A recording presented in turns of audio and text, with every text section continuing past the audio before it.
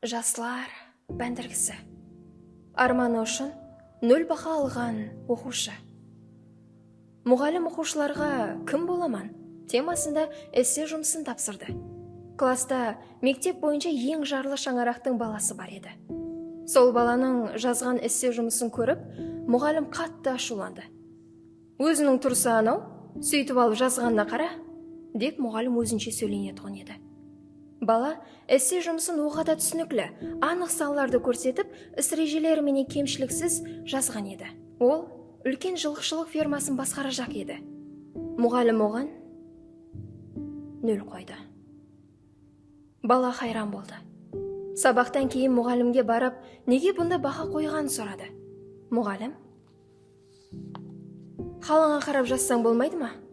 Өзіңнің тұрсың мынау, сөйтіп алып ферма басқарғың келеді. Ертең және жазып кел», деп жіберді.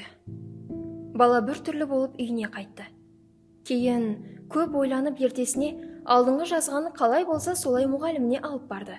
Һәм: «Сіз бақаңызды өзгертпең, мен де арманымды өзгертпеймін», деді. Жылдар өтті. Пенсияға шыққан мұғалім үлкен жылқышылық фермасына таңланып қарап тұратұғын.